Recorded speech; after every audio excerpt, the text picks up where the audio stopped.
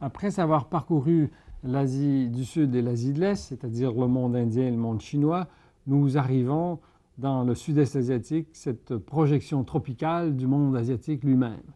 Ce que j'appelle ici un grand delta tropical. Cet aboutissement, cette synthèse de l'Asie, dont plusieurs des caractéristiques sont issues donc de l'Asie du Sud et de l'Asie de l'Est. Ceci dit, cette Asie du Sud-Est tropicale a ses caractéristiques propres. Nous allons les évoquer autour des thèmes de l'eau, de la montagne, du feu et de la forêt. Donc nous allons évoquer les mers, les fleuves, le domaine forestier, le domaine alpin et le domaine volcanique aussi. Nous allons parcourir la partie indo-chinoise à travers le cours du Mékong. Nous allons descendre ce Mékong de la Chine jusqu'au Vietnam. Nous allons ensuite nous transporter dans l'archipel en examinant le cas de l'Indonésie, le pays le plus important de la région, le plus peuplé, le plus grand archipel du monde. Comme d'habitude, nous allons ensuite examiner le cas du monde urbain. Nous allons ici nous attarder au cas de deux villes, Hanoï, la capitale du Vietnam, la plus vieille capitale de la région, et Singapour, une ville jeune, une ville dynamique, l'une des villes les plus dynamiques, les plus modernes au monde. Et finalement, nous allons, dans le cadre de nos thèmes transversaux, examiner la présence chinoise dans le sud-est asiatique, la diaspora chinoise, non seulement ici dans le sud-est asiatique, mais dans l'ensemble du monde.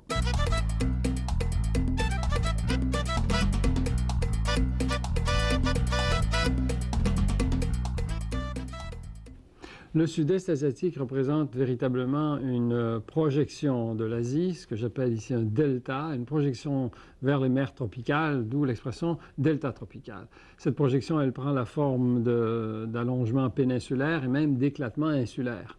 De telle sorte que si l'on regarde une carte de l'ensemble de l'Eurasie, on constate à quel point le sud-est asiatique, à certains égards, s'apparente à l'Europe au nord-ouest, c'est-à-dire qu'il s'agit d'un ensemble de péninsules qui se projettent vers les mers. Sauf qu'ici, cette réponse du sud-est asiatique est une réponse tropicale. On est dans un monde uniformément chaud et humide, qui reçoit généralement deux moussons pluvieuses et qui est même influencé par les typhons. Presque partout, la région reçoit plus d'1 mètre de pluie annuelle. Il y a quelques toutes petites exceptions. Et surtout, dans le cœur équatorial, c'est-à-dire dans le monde malais, on y reviendra, plus de 2 mètres de pluie annuelle un peu partout. D'où le résultat, une importante couverture forestière. Ceci dit, la région est aussi marquée, on l'a laissé entendre, par un très grand morcellement topographique. On est ici dans une région où les chaînes alpines mésogéennes s'incurvent vers le sud, se projettent là aussi un peu comme épine dorsale des grandes îles vers les mers tropicales. Ces sommets alpins sont quelquefois traversés par des réseaux de volcans, ce qui est assez remarquable, tout particulièrement dans le domaine insulaire et notamment en Indonésie et aux Philippines. À ces ensembles montagneux s'opposent des bassins, en particulier des grands bassins fluviaux, surtout dans la zone continentale, qui débouchent sur des grands deltas et sur les mers. Le tout étant marqué par une richesse écologique exceptionnelle avec cet étagement topographique longitudinal et altitudinal.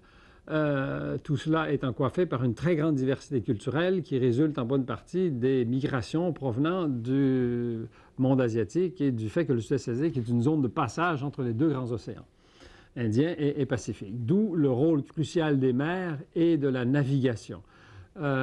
L'histoire de la région est largement marquée donc par l'importance des domaines maritimes et des empires et même des thalassocraties.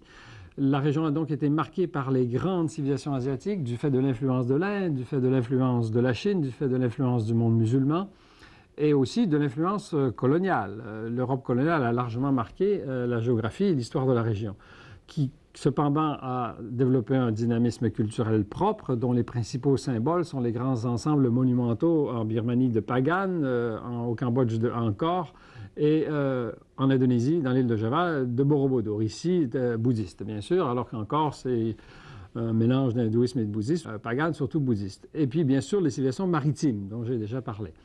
La région se caractérise par une agriculture sophistiquée. Ici aussi, on est dans le domaine du végétal, c'est-à-dire que la riziculture prédomine, que l'agriculture de plantation prédomine et que les modes d'existence reliés à l'utilisation du domaine forestier sont aussi très importants. Les héritages politiques sont très complexes, liés aux luttes anticoloniales et à la présence aujourd'hui de régimes communistes qui, dans bien des cas, sont en déconfiture, mais qui ont laissé des traces profondes. Un grand dynamisme économique également, dans un contexte où la région réalise une transition vers l'industrialisation particulièrement rapide.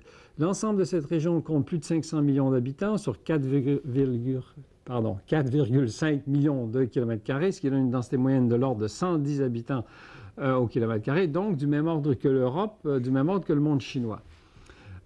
Si on essaie de diviser la région, 5 pays continentaux, 5 pays maritimes, qui d'ailleurs au Pléistocène étaient reliés en bonne partie reliés sur la plateforme de la sonde qui était émergée. Les pays du continent sont marqués par l'importance des grands bassins fluviaux et des deltas, ceux de l'archipel par le volcanisme, l'archipel qui est d'ailleurs beaucoup plus arrosé. Les plus fortes. Le continent surtout bouddhiste au plan culturel, l'archipel surtout musulman.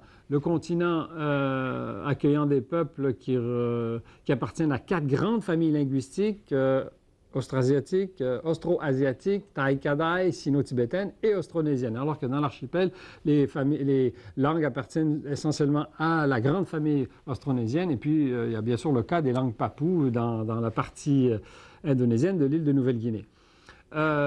À l'échelle coloniale, le continent a été marqué par la colonisation française, l'Indochine, n'est-ce pas, et par les Britanniques du côté de la Birmanie, avec le Siam au cœur de tout cela qui est resté indépendant. Alors que dans l'archipel, ce sont les Espagnols, aux Philippines notamment, et les Hollandais qui ont marqué de part et d'autre, donc les Philippines pour les Espagnols, les Indes néerlandaises pour les Hollandais, avec les Anglais, bien sûr, au centre, dans le domaine malais et à Singapour, sans oublier que, bien sûr, les Américains ont remplacé les Espagnols, en quelque sorte, au tournant du siècle, aux Philippines.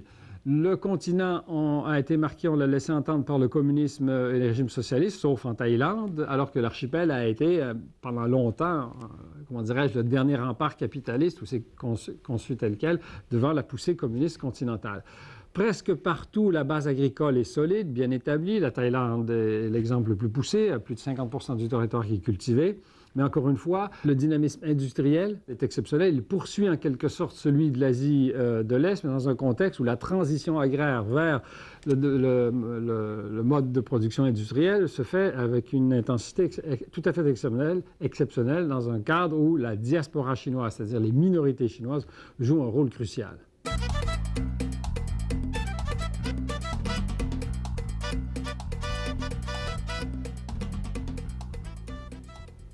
Lorsque j'utilise le terme de delta pour désigner l'ensemble du sud-est asiatique, c'est bien sûr dans un sens métaphorique pour désigner à la fois l'idée de projection vers les mers tropicales, d'avancée, mais aussi pour évoquer l'idée d'accumulation, de sédimentation, comme un delta recueille les sédimentations des fleuves qui l'alimentent. Bon. Dans le cas du sud-est asiatique, cela souligne, rappelle les influences qui ont abouti dans ce sud-est asiatique. D'abord, les influences continentales chinoises, des migrations provenant du sud de la Chine qui, pendant littéralement des millénaires, à la période avec des interruptions, bien sûr, ont alimenté le peuplement du sud-est asiatique à travers les vallées intramontagnardes de la zone continentale.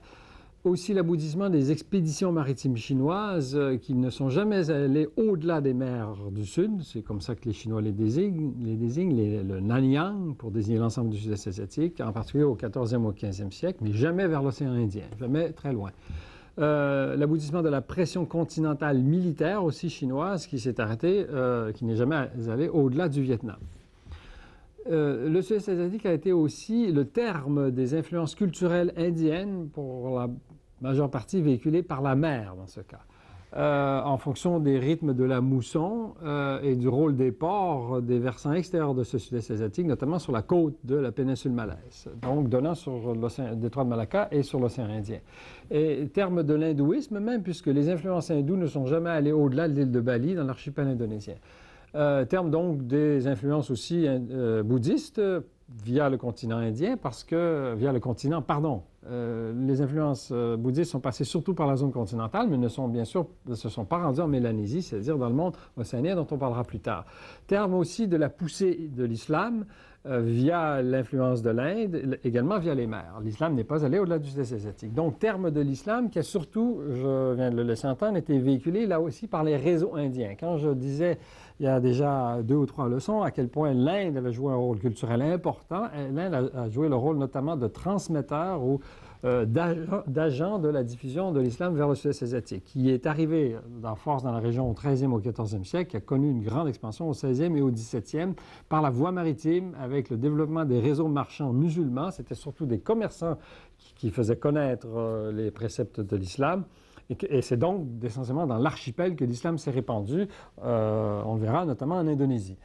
Et qu'il a connu un terme aux Philippines, alors que là, il y a eu comme un blocage lié à la présence des Espagnols catholiques. Ça a été aussi le terme de la quête des épices. L'aboutissement de la recherche des épices, c'est ici qu'il s'est réalisé, parce que c'est de là qu'elle venait. La quête de l'Asie, c'est ici qu'elle s'est concrétisée, n'est-ce pas, au XVIe siècle, qu'elle s'est achevée en quelque sorte. On a enfin trouvé ce qu'on cherchait depuis le Moyen Âge, le lieu d'origine de production des épices.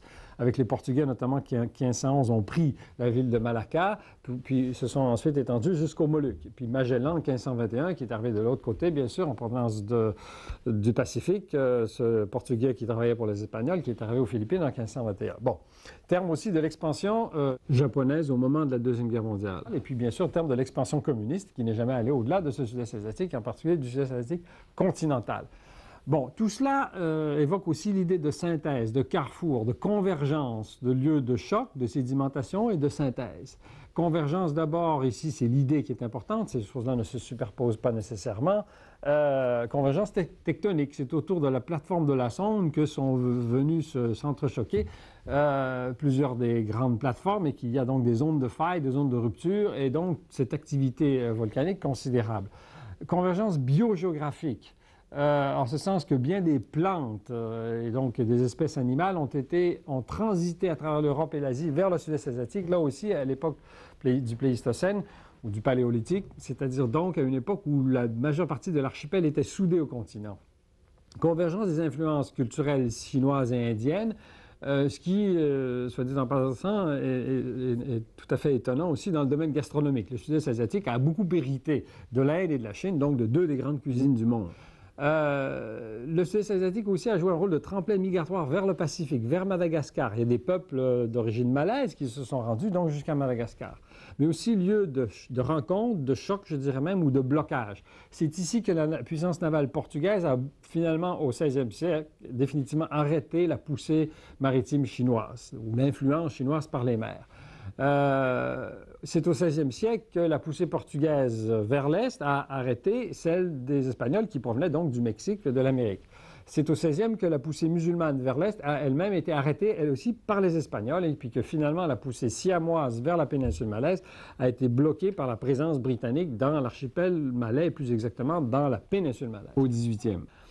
Donc, aussi convergence des poussées coloniales, celle des Espagnols, celle des Portugais, celle des Anglais et celle des Français, qui se sont donc séparés sur le continent de part et d'autre avec la Thaïlande entre les deux. Et puis, bien sûr, convergence avec l'arrivée des Américains à la fin du 19e siècle, du début 20e, lorsque les Américains donc, se sont éclatés à l'échelle mondiale, comme on l'a montré. Et puis, finalement, lieu de choc, de blocage plus récent entre les impérialismes occidentaux et le Japon, au moment de la Deuxième Guerre mondiale, entre le communisme venu du Nord et la poussée capitaliste qui a établi son domaine essentiellement dans l'archipel. Bref, ici, l'idée essentielle, c'est celle de carrefour et de synthèse et d'accumulation deltaïque, si je puis dire, aspect tout à fait fondamental de ce sud-est asiatique.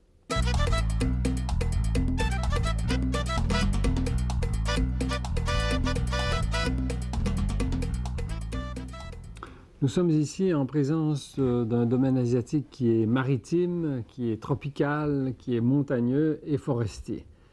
Maritime, bien sûr, parce que les mers y occupent une place considérable. La mer encadre le continent, bien sûr, et maille littéralement un archipel très éclaté.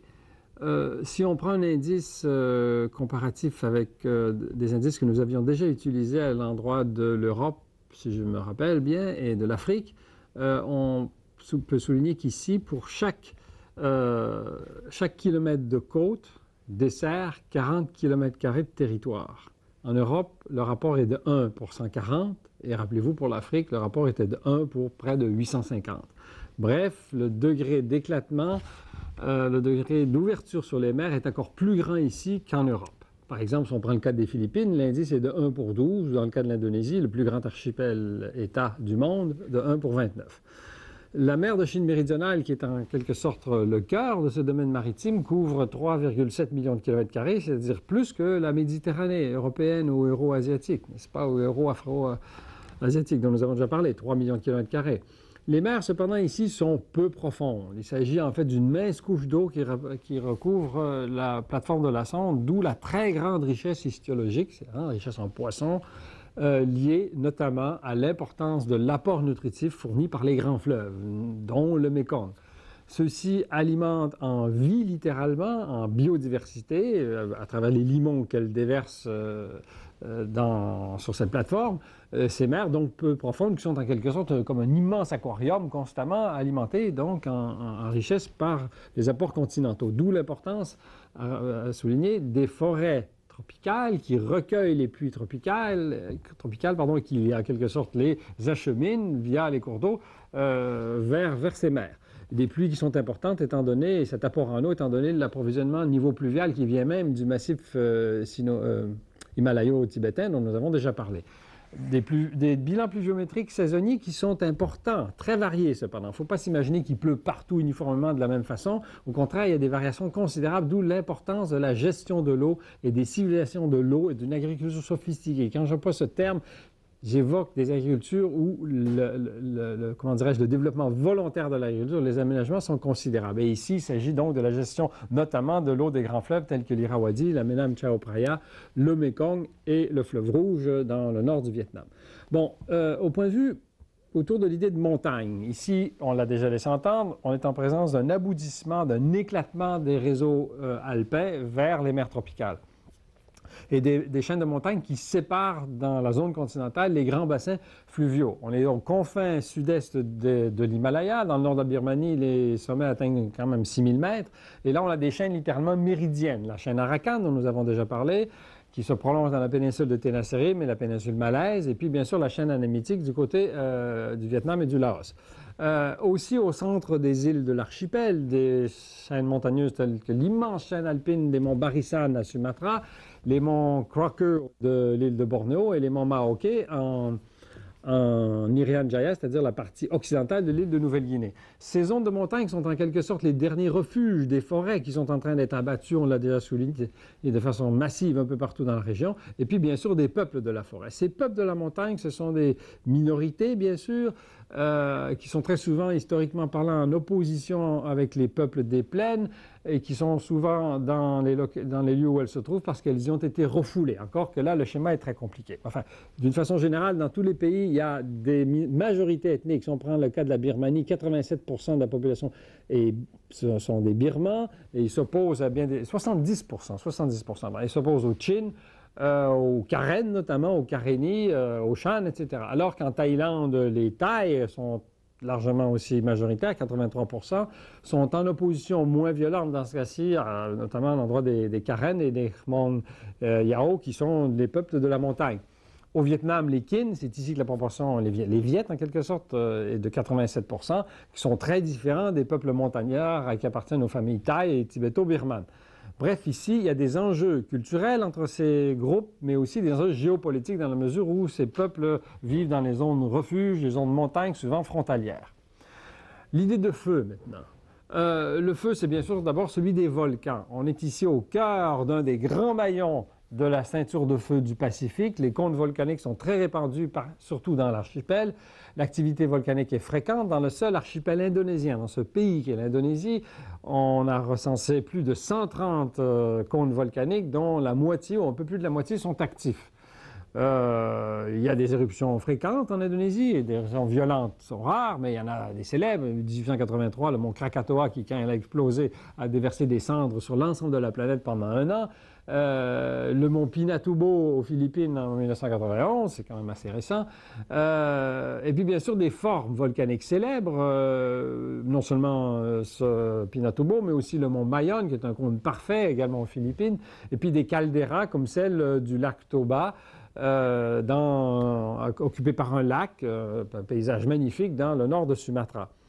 D'une façon générale, les volcans à Sumatra et à Java surtout et à Bali joue un rôle important dans le domaine agricole dans la mesure où les vieilles cendres volcaniques, non pas les cendres jeunes, sont fertiles, et puis que bien sûr dans le domaine culturel, les volcans occupent une place considérable. Ils sont déifiés en quelque sorte, ils font partie de la mythologie. Et puis aussi finalement, ils représentent un attrait touristique considérable. Le feu évoque aussi l'utilisation du feu dans l'agriculture. L'agriculture tropicale caractéristique, c'est-à-dire celle qui repose sur l'utilisation du brûlis, ce que l'on appelle l'agriculture itinérante, qui est largement répandue donc dans les aires forestières occupées par les minorités ethniques et qui relève d'une pratique propre aux minorités ethniques. On en a déjà parlé. Lorsque ce feu est utilisé par les colons, par les pionniers, là c'est tout autre chose et ça entraîne des problèmes considérables. On en a déjà parlé. Le domaine forestier, puisque nous y sommes, il faut rappeler donc la puissance de la couverture forestière tropicale qui, dans l'ensemble de la région, occupe près de 50%, mais avec des reculs considérables, notamment aux Philippines, au Vietnam, en Thaïlande, où là, les proportions, dans le cas du Vietnam, par exemple, est inférieure à 20%. Bon, il s'agit de la forêt de la pluie, on en a déjà parlé, la forêt ombrophile, on l'a appelée aussi sempervirente. Il faut aussi rappeler l'importance de la forêt de mangrove le long des rives, des littoraux de la région. L'importance de la biomasse. Je reviens sur des idées qu'on a un peu discutées lorsqu'on parlait de l'ensemble du monde de la forêt tropicale au chapitre de l'Amérique du Sud. Je rappelle 500 tonnes de production par hectare de biomasse versus à peu près le 5e de cela dans les forêts tempérées au maximum. Une biodiversité beaucoup plus considérable. L'importance de l'endémisme et de la sympatrie qui explique bien des égards, le maintien et la spécificité de cette biodiversité, lorsque la forêt est maintenue, bien sûr, une architecture tout à fait particulière qui se caractérise par un domaine où ce sont les racines aériennes qui remplacent très souvent les racines souterraines dans des sols qui sont généralement très minces. Aussi l'importance des forêts comme ressources, un rôle crucial dans le cycle de l'eau, dans la protection de ces sols minces, n'est-ce pas? Importance au point de vue alimentaire, importance comme ressource au point de vue biodiversité, de médicaments et d'espèces, notamment dans les mangroves. Un espace qui est convoité, on l'a souligné, par l'agriculture sédentaire, ces fronts pionniers, n'est-ce pas, qui grignotent les forêts. L'importance des ressources en bois, notamment les diptérocarpacées, ces bois durs qui ont comme principal marché le marché japonais et le marché coréen, là où l'on protège les forêts, on achète le bois de l'étranger. Un domaine forestier qui fait donc l'objet d'une domestication qui est à la fois une domestication de la nature, mais aussi des peuples qui vivent dans cette forêt, avec toutes sortes de résultats ambigus, notamment au Laos, où là on construit d'immenses barrages et qu'en conséquence on déplace des populations et que donc cet enjeu fondamental, celui du défi forestier tropical, bat son plein ici dans le sud-est asiatique.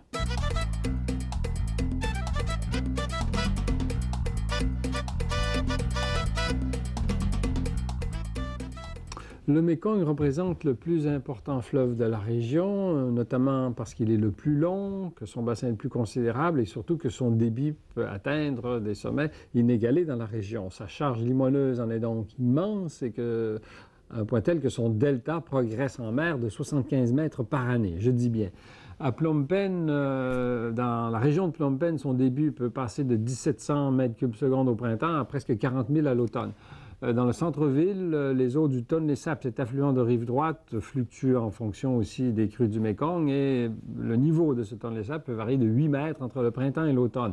Un point tel d'ailleurs que les eaux du Mékong, lorsqu'elles sont très puissantes à l'automne, refoulent celles du Tonlé Sap jusqu'au Grand Lac, qui est au cœur du Cambodge, qui est la source, enfin dans l'ouest du Cambodge, qui est la source de cette rivière dite Tonlé Sap.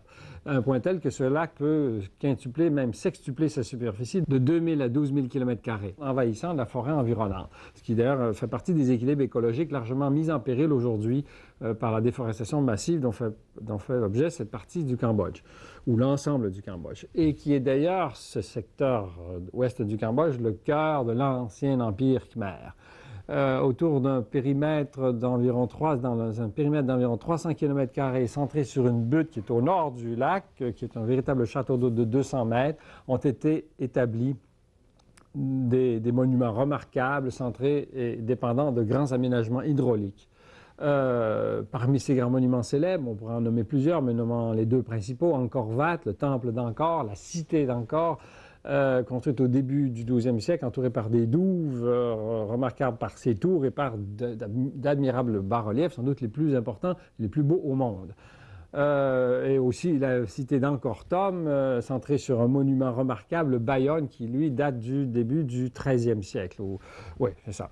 Un empire qui s'est en partie effrité jusqu'à ce qu'il reçoive les assauts des Cham et des Siamois, des peuples voisins, jusqu'à sa chute finale en 1431. Un effritement qui vient de l'intérieur de l'évolution des conditions culturelles, mais enfin, qui serait un peu long à expliquer ici, mais qui tout de même rappelle à quel point cet empire a été brillant dans l'histoire de la région et dans l'histoire du Cambodge. Bon, le Mekong, bien sûr, n'est pas qu'associé à l'histoire des Khmers, est associé à celle de bien d'autres peuples, d'autant plus que son parcours, on l'a dit, est considérable. Il prend sa source sur les hauts plateaux chinois aux confins du Qinghai et du Tibet, à plus de 5000 mètres, et il devient résolument multinational, alors qu'éventuellement il entre en Birmanie, ou plus exactement qu'il sert de frontière entre la Birmanie et le Laos, qu'il traverse en servant de frontière entre ce Laos et la Thaïlande, le sud du Laos, qu'il entre au Cambodge et puis bien sûr il s'étend largement dans son delta au Vietnam. Il a même servi, donc on l'a souligné, de frontière entre Birmanie et Laos et entre Laos et Thaïlande. Au Laos, le bassin ou plus exactement 90% du territoire du Laos fait partie du bassin du Mékong. C'est vous dire donc la grande dépendance de ce pays sur le comportement de ce fleuve, qui donc traverse l'ensemble du pays. Il franchit plusieurs rapides, mais avec des intervalles de zones calmes, des biefs, en quelque sorte, qui sont eux-mêmes des espèces de places de commerce sur lesquelles la navigation est importante. Parce que, bien sûr, le Mékong est la principale artère dans un pays où les réseaux routiers sont très peu développés. Toutes les villes importantes du Laos sont sur ce cours, qu'il s'agisse de Luang Prabang, la capitale historique, de Vientiane, la capitale contemporaine, et puis, bien sûr, Savannakhet et Pak Se plus au sud.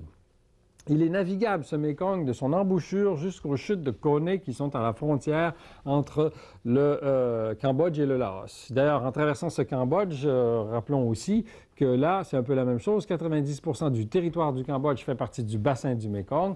Lequel pays, d'ailleurs, est d'ailleurs centré sur une zone que l'on appelle la plaine des Quatre Bras, où se rejoignent justement ce Tonlé Sap dont nous avons parlé, l'affluent de rive droite, et où, après Phnom Penh, le Mékong commence à s'évaser en plusieurs bras. Il commence par deux bras, le Bassac, qui est ce qu'on appelle le Mékong inférieur, avant qu'il devienne encore plus évasé et qu'il forme le delta au Vietnam, un delta qui commence donc au Cambodge. Et là, il s'épanouit de façon extrêmement complexe à travers le territoire vietnamien, un point tel d'ailleurs que les Vietnamiens l'appellent le fleuve des 9 dragons, le Cuu Long, Song Cuu Long, dans un delta qui couvre 40 000 km² dans ce seul territoire vietnamien. D'où l'importance, en passant, de cette ressource que représente ce delta pour la riziculture vietnamienne.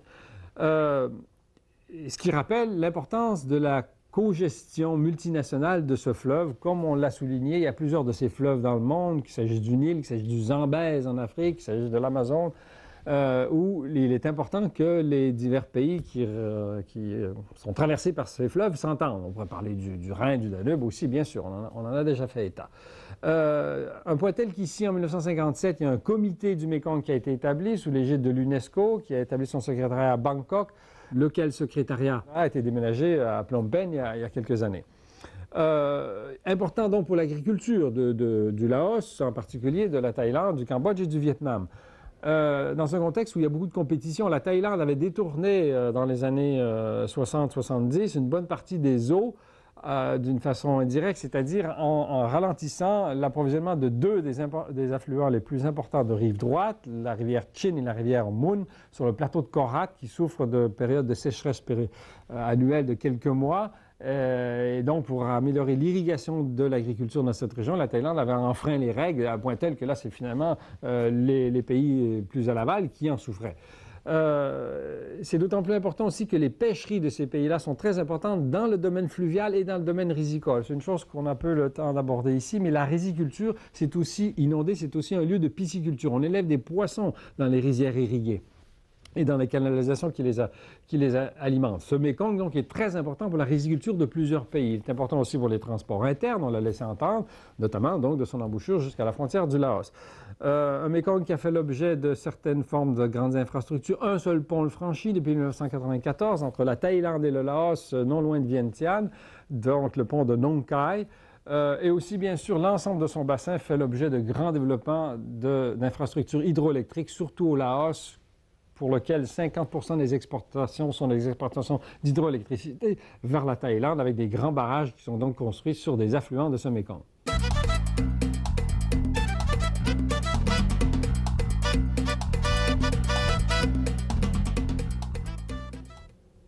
L'Indonésie représente bien le plus grand État archipel au monde, puisque son territoire terrestre de 1,9 million de kilomètres carrés englobe des eaux archipélagiques de 5,4 millions de kilomètres carrés, un domaine immense donc. Un pays peuplé de quelques 215 millions d'habitants, ce qui donne une densité supérieure à 100 habitants au kilomètre carré, donc dans la moyenne sud-est asiatique, comparable aussi à la moyenne de l'Europe.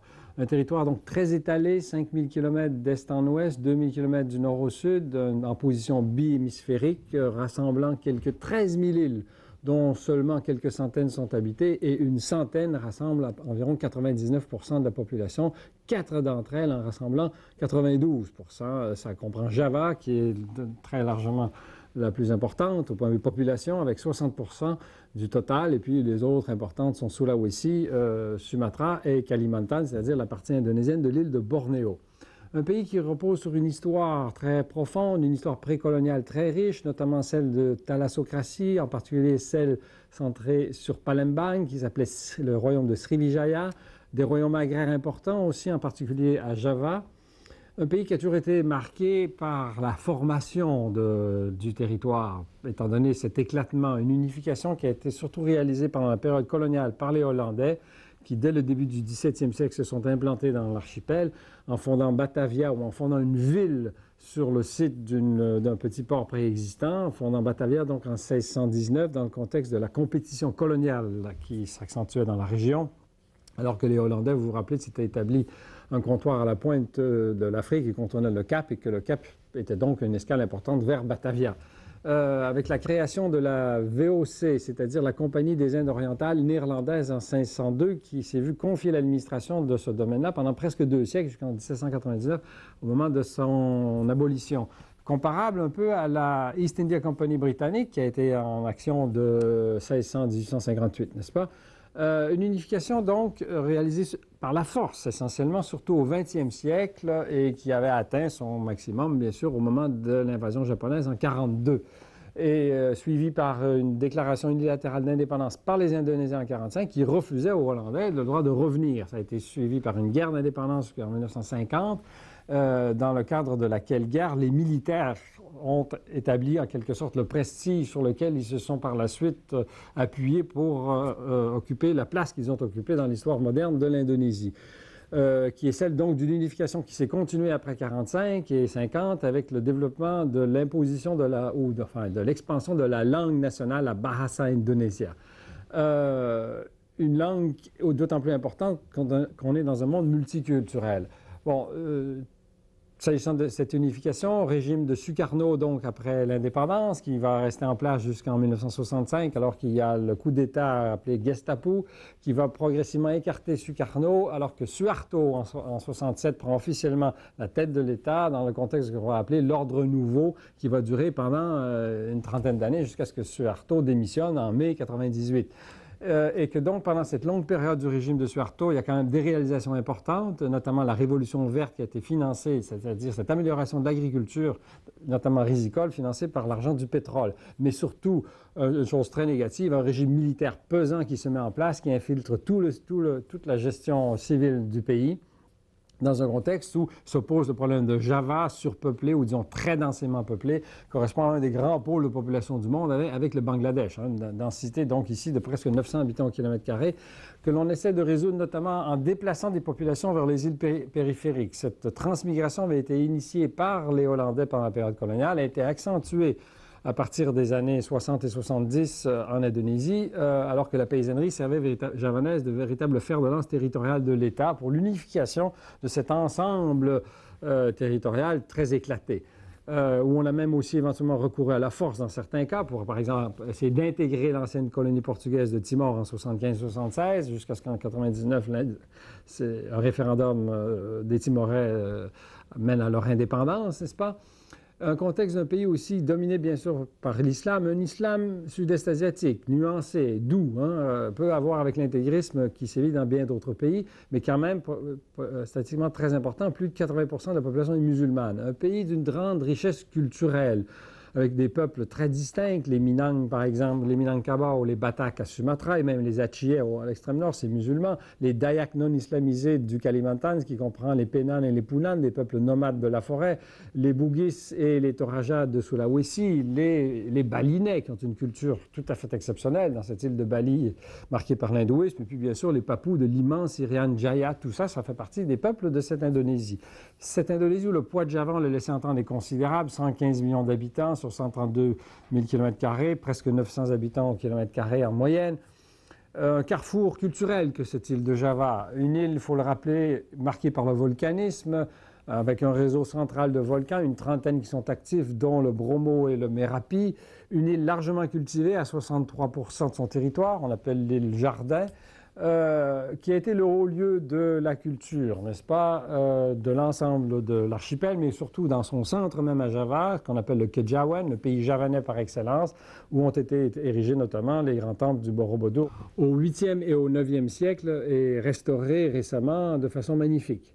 Et ce haut lieu de l'hindouisme, Prambanam, n'est-ce pas, érigé au Xe siècle. Culture javanaise, rappelons-le, centrée sur Yogyakarta, qui est en plein centre de ce monde javanais, lieu d'ancrage du royaume de Mataram, 7e, 11e siècle apogée, renaissance au 16e, lieu d'établissement de la royauté. Il y a encore un sultan à Yogyakarta, dans ce contexte très spécial d'une région administrative spéciale. Les mots-clés ici, c'est Kraton, c'est-à-dire le palais de ce sultan. C'est Dalang, ça désigne ces professeurs de la culture javanaise qui récitent les textes classiques du Ramayana et du Mahabharata, héritage indien, dans le cadre du théâtre des marionnettes, le Wayang Kulit. Une distinction aussi importante à faire au plan culturel entre ce pays javanais et le pays sundanais qui occupe l'ouest, qui correspond à l'ouest de l'île de Java. À rappeler aussi cet important développement de villes côtières sur le flanc nord de l'île, le Pasisir, qui comprend notamment Jakarta, la capitale, bien sûr, ville de plus de 10 millions d'habitants, dans une grande région qui s'urbanise de plus en plus, que l'on appelle le Jabotabek, puis qu'on attend compter quelques 23 millions d'habitants en 2005.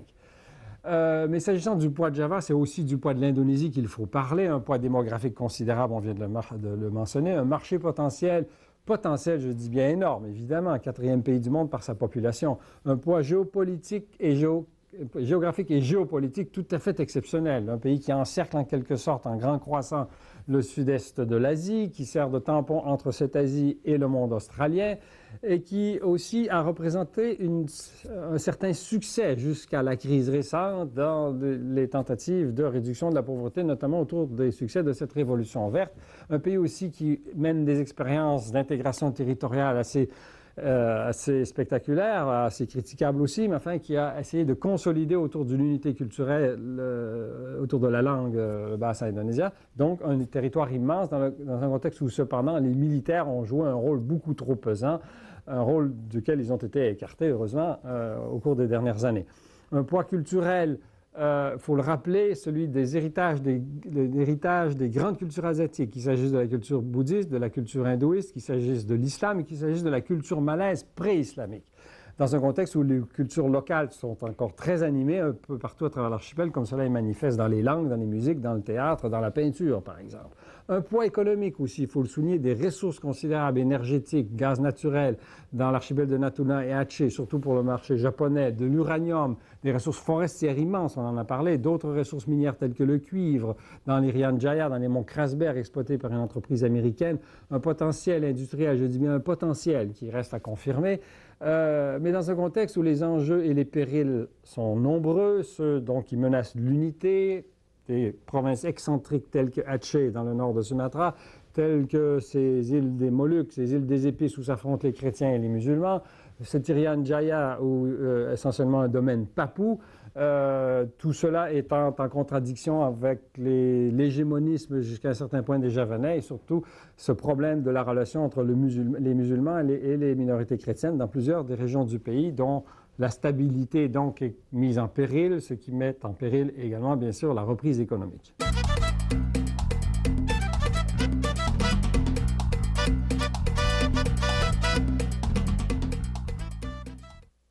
Les trois plus importantes agglomérations urbaines du sud-est asiatique sont bien sûr Bangkok, Manille et Jakarta, chacune comptant pour au moins 10 millions d'habitants.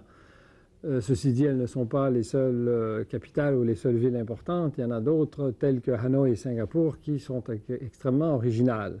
Hanoï est en fait la plus ancienne capitale de la région, capitale donc du Vietnam, érigée sur le site d'une ville qui déjà au 7e siècle existait, alors encore qu'elle n'était pas encore sur le fleuve Rouge, car ce n'est sans doute au début du 11e siècle que la capitale du royaume Dai Viet a été établie sur la rive droite, commence à s'approcher de la rive droite qu'elle a atteint au 15e siècle. La rive droite donc de ce fleuve rouge, le Song Hong, qui forme cet immense delta au cœur de ce qu'on appelle le nord du Vietnam, autrefois appelé le Tonkin.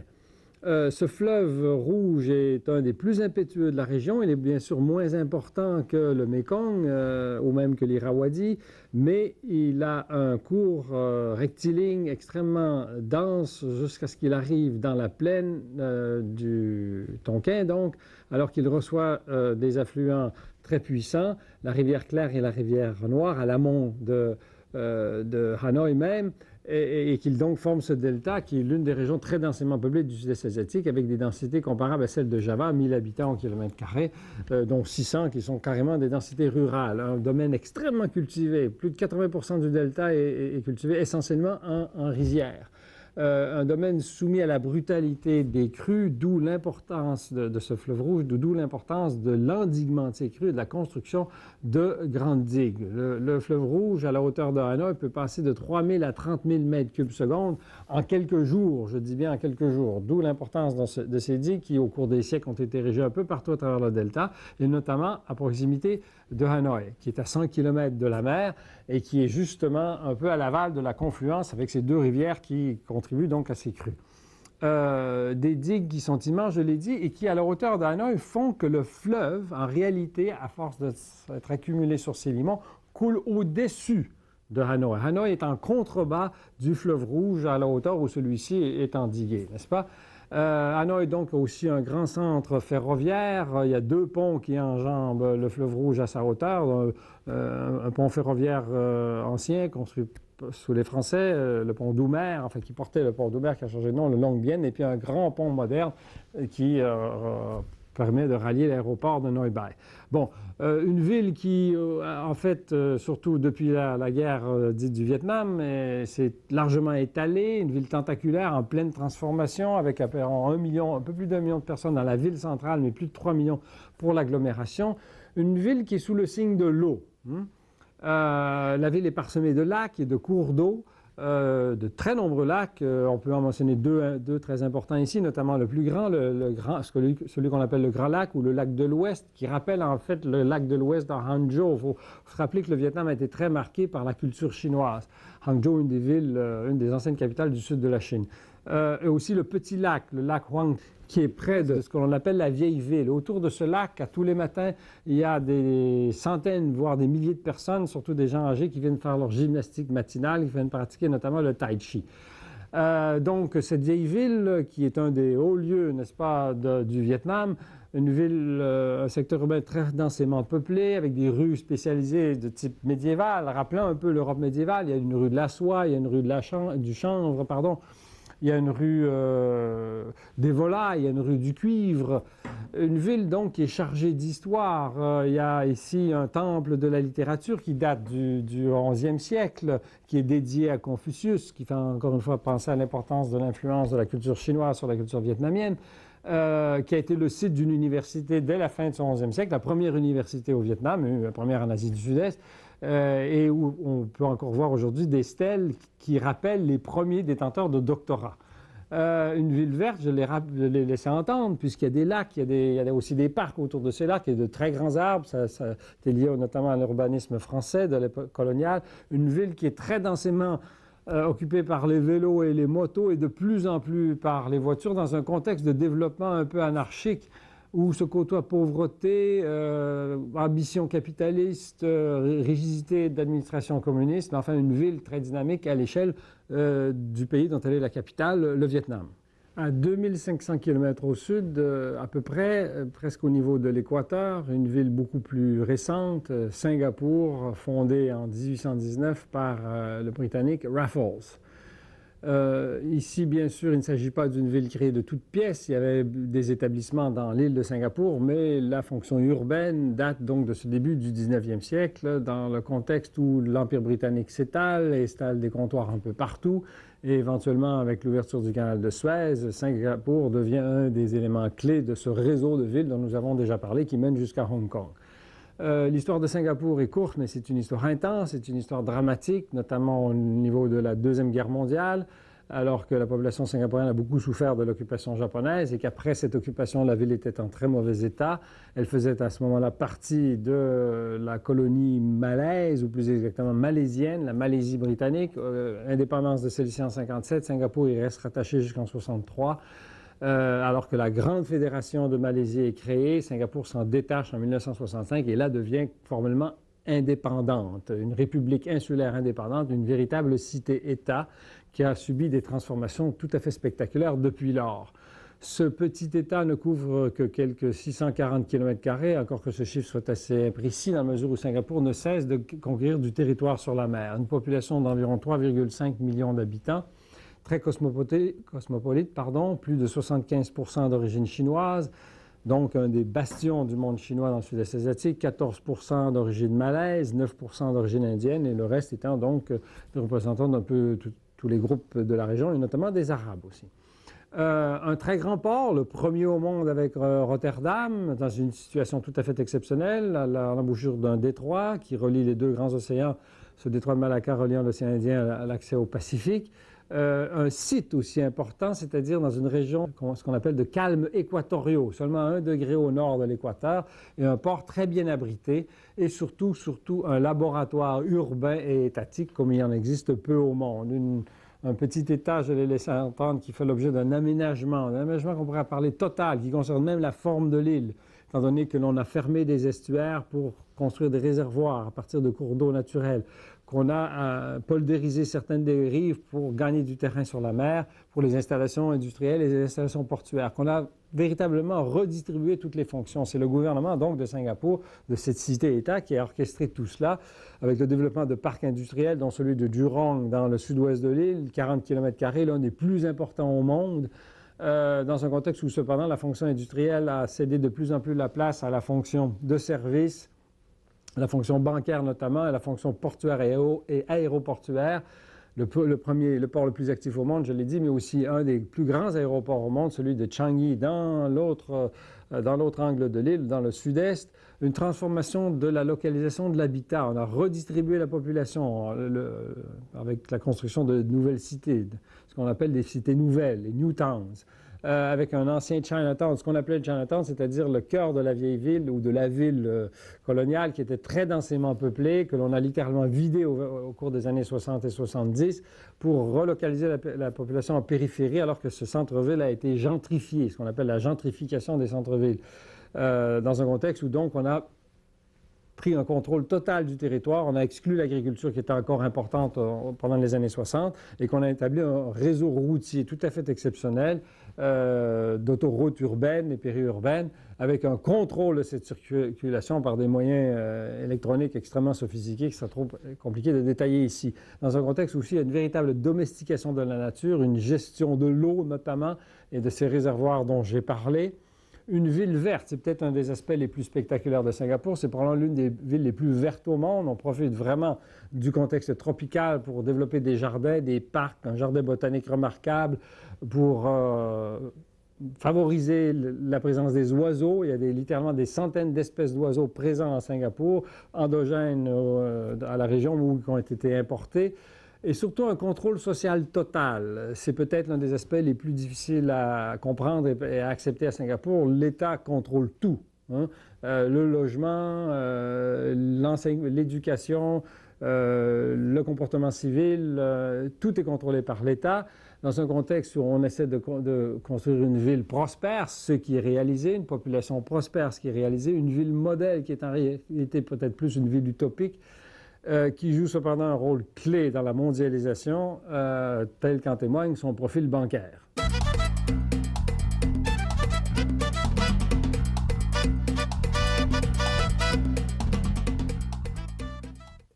Dans le cadre de nos petits chapitres transversaux, nous allons maintenant aborder à nouveau une question de migration, cette fois-ci celle qui concerne les Chinois, ce que nous appelons ici la diaspora chinoise.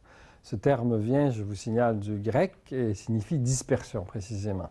Il s'agit d'un phénomène qui est d'une très grande importance à l'échelle mondiale que celui de la dispersion d'un certain nombre de peuples, qui résulte généralement de grands drames, quelquefois même d'expulsions, de guerres, de persécutions et de génocides. Dans ce cas-ci, un exemple triste et classique, c'est celui des Juifs.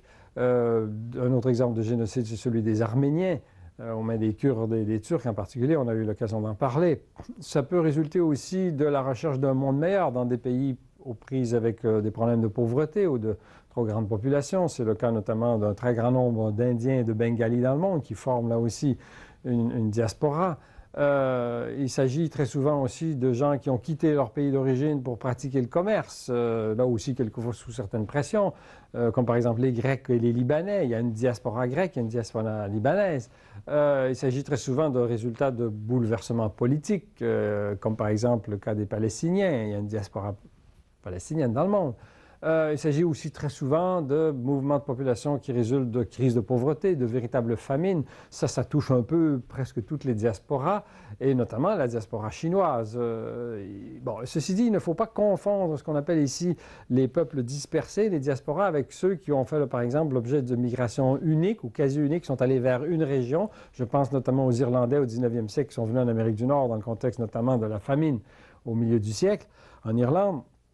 Ce qui caractérise en fait ce qu'on appelle les diasporas, c'est donc d'abord, comme le nom l'indique, une dispersion. C'est que ce sont aussi très souvent des gens qui ont été obligés d'abandonner certains secteurs, notamment l'agriculture. Les représentants des diasporas sont très rarement présents dans le domaine agricole. Ils ont peu accès à la terre agricole. Ils sont généralement urbains, ils sont généralement des commerçants et fonctionnent très souvent en réseau. De ce point de vue, les Chinois sont de véritables prototypes, véritablement à l'échelle mondiale. La diaspora chinoise, c'est d'abord celle qui est présente dans le sud-est asiatique, dans cette marche de la Chine à certains égards, dans ce Nanyang dont nous avons parlé, qui ont été l'objet de migrations historiques, continentales essentiellement, de peuplement. De commerçants aussi, surtout à compter du 15e siècle de notre ère, dans le contexte notamment où la pénétration des mers du Sud était réalisée par la marine chinoise, dans le contexte aussi de crise politique en Chine, alors qu'il y a des réfugiés qui ont dû quitter la Chine, notamment lors de l'installation du pouvoir mandchou sur le nord de la Chine au 17e siècle. Ça a été aussi beaucoup favorisé au 19e siècle, alors que les puissances coloniales, et particulièrement les Britanniques, ont ouvert des ports sur le sud de la Chine, qui étaient autant de portes de sortie pour tous ces gens du sud de la Chine, les pauvres, aux prises avec des crises politiques, aux prises avec la famine, et qui ont souvent contribué à alimenter les besoins en main-d'œuvre dans les ports du sud-est asiatique avec le développement colonial. On les appelait souvent les coolies. Ils étaient demandés non seulement en Asie du Sud-Est, mais aussi pour l'ouverture des chemins de fer en Amérique du Nord, pour la ruée vers l'or, d'où leur association avec le développement de Vancouver et de San Francisco. Le résultat, c'est qu'il y a des minorités chinoises un peu partout dans le sud-est asiatique, d'abord, environ 25 millions, avec des noyaux très importants comme Singapour, comme Penang, comme dans toutes les grandes villes en fait. Très impliqués, ces Chinois, dans le commerce, dans la finance, dans le financement du développement industriel et marqués par divers degrés d'intégration aux communautés locales. Dans certains cas, ils ont été largement persécutés, ces Chinois. Ils font encore des fois l'objet de pogroms, y compris en Indonésie. Dans certains cas, ils ont carrément gardé leur langue, ils ont gardé leurs coutumes. Dans d'autres cas, comme par exemple en Thaïlande, ils sont plus intégrés, ils sont plus siamisés, n'est-ce pas? On parle souvent de sino-thaï dans ce cas-là. Et ils se caractérisent cependant par la solidarité d'affaires, par les réseaux. Ces Chinois viennent surtout, ou trouvent leurs racines ou leurs ancêtres, surtout dans le sud de la Chine, dans les 3 principales provinces du littoral méridional. 90% des Chinois d'outre-mer viennent de là, du Fujian, du Guangdong et de l'île de Hainan. Principale source donc de peuples que l'on appelle les Hokkien, qui parlent des dialectes différents du mandarin, les cantonais, les Teochew, les Hakka et les Hailam ou Hainan, qui viennent donc de l'île de Hainan. Une région donc assez émancipée par rapport au nord impérial de la Chine, au nord de la Grande Muraille, n'est-ce pas, représentée par cette Grande Muraille, ce nord de la Chine, qui font donc l'objet, ces minorités du sud de la Chine, d'une distribution mondiale où Hong Kong et Macao et surtout Taïwan jouent un rôle crucial, bien sûr, mais où ils sont également présents dans à peu près 130 États dans le monde. Dans 2 tiers des États du monde, il y a des représentants des minorités chinoises, avec majorité, bien sûr, de ces Chinois d'outre-mer dans le sud-est asiatique, mais aussi des contingents importants, de l'ordre de plus d'1 million aux États-Unis, ça s'approche du million dans le cas du Canada, avec donc des très grandes concentrations, on l'a dit, urbaines, San Francisco, Vancouver, associées donc à la ruée vers l'or dans le cas de San Francisco, au développement du rail dans le cas des deux villes, mais aussi dans les grandes villes de l'Est, Toronto au Canada, bien sûr, et New York aux États-Unis, et des présences importantes au Royaume-Uni, à Londres, bien sûr, en France, à Paris, aux Pays-Bas, en Belgique même, aussi en Australie et en Nouvelle-Zélande. Australie, là aussi, associée en partie au développement des chemins de fer. Dans l'océan Indien, dans une île comme la Réunion, partout, ils sont majoritairement soit de petits commerçants, soit de plus en plus dans le monde de la finance, dans le monde bancaire, dans un contexte où les migrations modernes de Chinois s'ajoutent à ces migrations historiques, n'est-ce pas? Notamment à la recherche d'une meilleure formation, parce qu'une des choses que les Chinois valorisent énormément, c'est la formation universitaire, d'où leur très importante présence dans les universités canadiennes, notamment dans l'Ouest.